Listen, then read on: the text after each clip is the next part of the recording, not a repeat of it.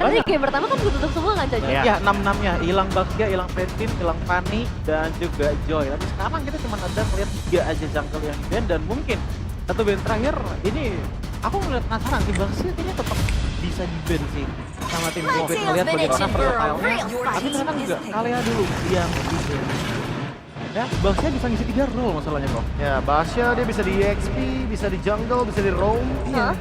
Apalagi dengan adanya Kimi yang sempat jadi priority. Dan kita tahu juga damage yang diberikan itu tidak terlalu eksplosif kalau ke arah dari Baxia, tapi Badang. Lagi dan lagi itu dia Onyx. Mereka tahu Baxia bukan priority-nya Liquid. Ya. Fredrin apalagi. Iya. Oke, nggak perlu buru-buru juga ya. Tapi aku pikir-pikir aku mirip Baxia juga ya. Hah? Alrol.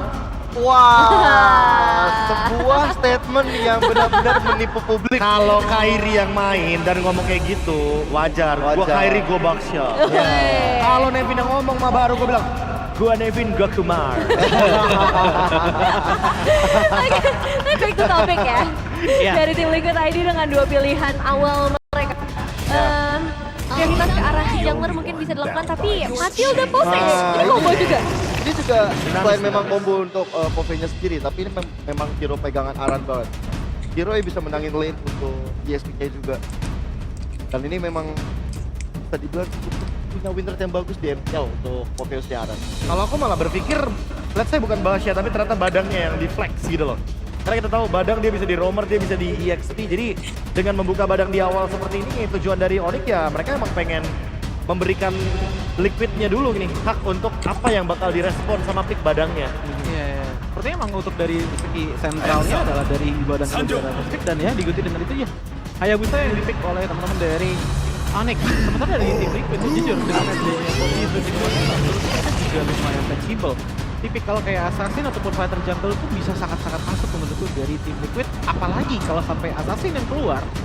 Ini yang bakalan jadi defender satu-satunya, yang pasti bakalan jadi Phoveus plus Matilda untuk di bagian front line dari Liquid. Tapi repot juga ya karena linknya udah ditutup ya. Iya. Seperti yang kita tahu kalau habis Shadow Kill itu mudah banget untuk bisa mengejar Hayabusa dengan Touch Head to Shadow. head ya? Iya. Karena Shadow-nya udah kebuka, tapi karena first ban itu udah kayak lagi-lagi Onyx. Mereka udah kayak bahkan 6 langkah di atas dari tim Liquid dengan draft pick yang muncul. Dan ini masih banyak yang terbuka juga untuk jungler berbeda. Kayak di game pertama tadi kan, 6 hero jungler dihabiskan. Sekarang langsung ke arah Faramis, ini responsif yang tepat sebenarnya menurutku untuk Dari glue ya? dari glue-nya, responsifnya. Sebenarnya selain mungkin dari glue ya, aku melihat Hayabusa bisa melakukan satu shadow kill yang bisa instan. Dan Jerome akan menolong sih sebenarnya nanti. Ya, tapi Apalagi kita balik tahu lagi sih, Goldland kan pasti khawatir kalau ketemu sama Hayabusa. aku lebih khawatir dengan pick Faramis ini bisa jadi bola panas malahan buat tim Liquid sendiri, kayak bumerang buat dia. Kenapa aku bilang bumerang? Karena yang ditakutkan ketika mereka grouping sama Faramis, Yep. Netherrealm-nya pecah, Badang ini udah siap di belakang. Iya, iya. Ditambah lagi dengan mid lane dari Onyx juga belum keluar soalnya. Itu dia. Varsha dan juga Yus menurutku sangat Ben oke. dulu nggak sih Valentinanya? Iya, Valentina juga bisa di-ban. Varsha dan juga Yus juga sangat oke menurutku untuk Onyx gitu loh. Makanya ngelihat dengan ada tim tahun yang mati lah Faramis. Karena adanya long term team fight, fighter-fighter yang udah mulai dilihat nih sama Onyx dengan adanya Alpha ban. Wah, good react ya. Faramis Matilda, ya udah Ben Alpha. Iya. Lebih baik seperti ini karena balik lagi dengan adanya combo Faramis Alpha Matilda itu kacau banget, udah pasti trio mid dari tim Liquid akan sangat dominan. Ya, masih ada Fredrin sih tapi ya, Ya. Profesor ya. Mentok-mentok di situ. Iya, menangin objektif mungkin di turtle-nya. Team fight-nya juga bisa jangka panjang, sisi power-nya cukup banyak juga dari Fredrin. Energy Eruption ini bisa mengganggu pergerakan dari Coach Shadow. Belum lagi dari mid lane-nya nanti akan kita lihat juga dari Onyx. Tapi sebenarnya ya, ngelihat dari draftnya tim Liquid yang seperti Among ini, the planes masih exists ada the banget sebenarnya evil untuk keluarin lagi Tuyo. Dikasih Valen game. four. Tuh. Menarik ya. Dikasih Valennya. Aku cuma berharap tim Liquid jangan ambil Lukas sih. Karena kalau udah nggak nge-ban Valentina kayak begini dan mereka ambil Lukas, itu kayak bakal jadi something yang bakal ngebawa disaster juga buat tim mereka sendiri. Ujung-ujungnya early game-nya malah ke counter setup nggak sih? kalau Iya kayak pasti ya, udah kalah setup, kalah resource. Iya, apalagi Terlalu dengan banyak. hadir Badang yang menurutku untuk sisi besarnya ya, ini udah ada banget dari Onyx gitu. Sementara tim Liquid, 3 pick pertamanya, ini lebih ke arah utility support, bukan untuk bikin momentum maker gitu loh. Obvious bisa sebenarnya sebagai momentum maker, tapi lebih ke arah nempelin di bagian depan ya, dibandingkan dengan tipikal Badang yang gunakan wishband. Tapi Tio jadi band. Lucio ya? Dihabisin. Kayak di force, ayo mainin Lucasnya. Atau mainin jungler tanknya? Dengan Fredrinnya Fredrin juga. lagi. Ya mungkin ke tank jungle bisa. Oke. Karena balik lagi, di sini tim Liquid ID mengambil resiko loh untuk tidak nge-ban Valentina di saat mereka sebenarnya bisa banget untuk membawakan Lucas. Nah ini tadi aku bahas ya, dari combo pick antara Pomi sama Matilda itu 50% win rate 50 Ya. dengan 4 kali kemenangan, 4 kali lose. Tapi untuk di Filipina dan juga di Malaysia berarti ya, ini ada 75%. 31-31 ya kalau di Filipina dan juga Malaysia ya. Ya. Tetap angka yang bagus sih untuk dua kombinasi ini, tapi ya beda ya sama yang tadi Chip Loi. Kecuali di Itu Indonesia 100, ya. Kecuali di Indonesia. Aku melihat di Indonesia PL itu masih so-so. Karena ya 50-50 juga yang dihadirkan dari Fortress Matilda. Memang early bakal kuat banget. Nah, Bakal megangin banget di depannya. Tapi dengan Fortress nanti metode late game-nya ini loh. Yang bisa kena cecer sama Iritel. Ini yang harus tekankan oleh Matilda sepertinya. Karena emang kita tahu sendiri lah, dengan adanya Infernal Burst tuh agak offset sedikit, otomatis mau pulangnya sama Matilda. Cuman setupnya dari Fortress yang hanya dilakukan. Dimana dari early game, Hayabusanya menurutku dari Kairi yang sangat-sangat dimanjakan sih. Dengan dari glue dan juga badang, tipikal yang bisa fast respon gitu loh. Untuk melakukan pick off. Yang membuat Onyx lumayan bahaya juga di sini. Ya, bedanya sama tim Liquid adalah mereka lebih ke long term teamfight-nya yang tim Liquid. Tipe Varsha first ya? damage ya. Iya, jadi kan Oke. Mereka punya Irital, mereka punya Varsha, ini Granger-nya pasti bakal repot banget dalam tim fight besar. Karena kena Feather Ice Strike, kena Heavy Crossbow, Granger pasti bakal ke-delete secara nggak langsung, bakal mundur jauh banget ke belakang untuk bisa menghindari tim fight besar yang berbahaya. Ya, dan mau jaga posisi mau nggak mau harus dengan Rondo ataupun mau nggak mau harus keluarin flicker juga kalau dia terlalu dalam. Jadi force ya. Iya, dipaksa. Last pick menuju ke arah jungler dari tim Liquid. Menuju kemana mereka maunya? Kalau di early, ya mereka udah pegang Granger. Ya Lucas boleh sih kalau udah gak ada Valentina kayak gini. Let's fight to our heart's content. Ya, Ya, karena nggak ada Valentina jadi Lucas yang paling bagus optionnya. aman ya. Aman. Oke, lengkap sudah berarti untuk drafting di game yang kedua. Membuka tim Liquid ID kembali merebut 1 poin dari Onyx.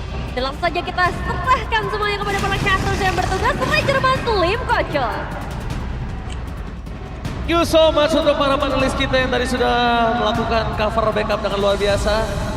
Sorry tadi ada ulti Hellcard tadi Kadik. Oh, pantas ya. Iya, gelap. Jadi jangan lupa untuk ban Hellcard ya semuanya. Dan ini dia Lim. Di game pertama, draft pick yang unexpected ternyata menghancurkan Liquid. Tapi di game yang kedua, menurut gua harusnya Liquid tidak terlalu surprise seperti di game pertama. Iya, kelihatan dari Onyx back to basic kembali ya.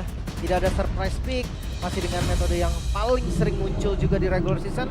Dan kita lihat apakah Liquid mampu mengejar dari ketertinggalannya. Oke, biar makin semangat, makin siang mari kita bakar. Velodrome mana tepuk tangannya? Let's go to the lane of down. Early game yang harusnya lebih unggul nih dari Liquid membawakan Lucas. Naruto versus Kakashi ya ini dengan metode yang sering kita lihat juga ya. Tapi kalau ngomongin assassin di awal harusnya lebih follow up daripada Fighter. Oke, tapi kalau ngomongin di arah tengah, lihat pergerakan ini dari sosok seorang Keyboy, trio mid lane Onyx dan juga trio mid lane dari tim Liquid ini sama-sama punya pembuktian yang sangat penting antara veteran dan juga Youngblood. Tapi tidak bisa dipungkiri, Youngblood di game pertama mereka dihancurkan nih. Wow, tapi flicker tadi ya udah ke-ban dari FPL sementara invade jungle dan early. Tapi ternyata early game di arah depan sana arah terperangkap dan akan menjadi point kill first blood di tangan para pasukan dari tim Onyx. Kembali lagi mengganas Onyx setelah kedatangan Baba Yeba ke Indonesia merubah segalanya bahkan untuk tim Onyx. Ini pattern yang sangat-sangat mengerikan loh Kairi. Dia nge-skip orennya sendiri Ci. Yes, dia untuk invade jungle. Dia pengen untuk dapetin invite maksimal supaya udah pasti levelnya tertinggal jauh. Tapi ini kita bahas soal Lucas loh. Lucas yang di-invite tapi di area mid lane. Tapi ternyata di depan sana akan ada point kill tambahan GSPL. Dan jalan untuk pulang flicker belum level Favian. Bahkan sekali masuk dipanggil oleh Widdy. Dan kalau ngomongin trio mid lane, kita tahu tim Liquid betapa kuatnya mereka yang melakukan Favian. Tapi Favian seakan-akan tak berdaya di depan dari seorang Kairi. Wow, ini apa pattern ini? Kelihatan banget Lucas nggak level 4. Ini kita bahas Lucas Fighter versus Assassin. Kairi dia bisa mendominasi, lihat banyaknya jungle yang di-invade membuat Lucas dari Favian ini nggak bisa setup turtle. Kalau ngomongin setup turtle, kita lihat Kairi yang lebih unggul. Kenapa? Dengan adanya seluruh impact jungle dilakukan dari Kairi terhadap seorang Favian, dia yang dekat sekali dengan turtle pertamanya. Wah, ini melawan kodratnya di mana Assassin yang kita tahu biasanya nggak pernah set up duluan. Set up duluan, dan ini menjadi early game yang sangat-sangat vital. Yes, dan bahkan mereka lupakan dengan adanya purple buff dari seorang Kairi. Mereka langsung mundur backup karena terlalu untung yang banyak dilakukan. Para pasukan dari tim Onyx memaksa untuk mundur ke arah belakang dan Favian tetap gagal untuk mendapatkan satu momen kill atas seorang Suns. Di depan sana, para pasukan dari tim Liquid seakan-akan coba dipermainkan dengan rotasi. Lagi-lagi jungle di invade, creep yang diambil. Ini level dari Favian akan sangat-sangat terhambat. Sementara yang kita tahu ya, Hayabusa, 1 item, 2 item dari Hayabusa. Itu udah jadi power spike-nya juga. Sementara Favian dia akan tertinggal bisa jadi 2-3 level bahkan nantinya. Parami sekalipun ini akan menjadi jawaban. Tapi dengan adanya Iritel, dengan adanya Glue, ini nggak akan jadi jawaban cepat. Apalagi Keyboy dan juga sosok dari seorang Suns dengan area of effect-nya. Seakan-akan 4 hero yang dimiliki Onyx ini untuk menyelesaikan Faramisnya doang. Iya, masih ditunggu nih untuk gerakan-gerakan agresif dari tim Liquid. Mereka harus paksa. Mereka bermain Matilda, mereka bermain Lucas. Ini kombinasi yang sempurna untuk mendobrak early game dari Onyx. Tapi sayangnya mereka kalah dari pattern farmingnya, pattern jungle-nya. Dan ternyata itu semua berdampak bahaya untuk mereka. Dan nggak ada yang jangan bisa dilakukan. Satu hal yang cukup gue pertanyakan, Lim. Sekarang kita ngomongin karena metode late game nantinya. Onyx dari based on hero yang mereka miliki, memang itu bermain di metode late game, bukan di early seperti ini. Dan lihat bahkan dengan shadow kill dari seorang Kairi, mereka menghilangkan kill sekejap mata. Hanya satu kedipan, kill tidak ada di lane of down. Sesakit itu lihat level 8, bahkan dari Favian pun baru sampai di level yang kelima. Keyboy memaksa mencegah CS kill. Mereka tidak boleh terlalu memaksa seperti ini. Kalau Keyboy terperangkap di saat ada turtle, kemungkinan besar Liquid Liquid bisa balikin keadaan. Iya, karena sebagai bait aja sih tadi. Untuk nge-trigger disiplin mungkin dari teman-teman tim Liquid ID. Biar mereka tuh datang ke arah purple buff-nya. Mereka tuh nge-backup ke arah purple-nya. Dan ya dari audience prediction Onyx melambung tinggi. Mungkin karena efek dari game pertama juga, tapi turtle kedua lagi kan di-setup oleh Onyx. Oke, kalau ngomongin setup membuat para pasukan dari tim Liquid mereka udah ada 3 pemain depan ke depan. Muncul menuju ke seorang Lutfi, melakukan Sony ini menuju ke seorang Favian, membuat turtle itu terlepas. Tapi nampaknya Lutfi langsung turun begitu saja dan Keyboy melakukan ngabri-ngabri ke seorang Lutfi. Dan sekarang belum dikeluarkan, tapi ingat Favian nggak bisa masuk lagi karena Favian sudah berubah menjadi rubah. Kalau dia masuk dengan mode human-nya dia, itu nggak bakal baik karena tidak ada Unleash the Beast. Unleash the Beast yang digunakan tadi untuk dodge skill dari Lutfi. 2 turtle untuk Onyx, 3.000. Ini keunggulan yang sangat nyata di awal. Catatan Assassin atau Spectre. Itu dia yang gue bilang, Spectre plus Matilda. Kita ngomongin soal Matilda support yang selalu bisa bermain dengan frontlinernya. Membuat hero yang one way ticket itu mempunyai tiket untuk pulang. Entah itu Povius, entah itu Lucas, dan lihat dari item belum jadi 1 item pun. Untuk Povius sementara Kairi udah menuju item kedua. Wow, 3.500 dan 1.200 gold difference. Meanwhile Keyboy dari bottom lane mencoba untuk bertahan, bahkan first crack belum dikeluarkan menuju ke arah sosok-sosoknya skill, tapi Favian tertutup di depan sana. Masuk lebih dalam Keyboy, flicker for defensive, bahkan gagal kembali untuk mencuri 1 poin atas Onyx. Gagal invasinya dengan segala macam yang sudah mereka miliki. Itu dia.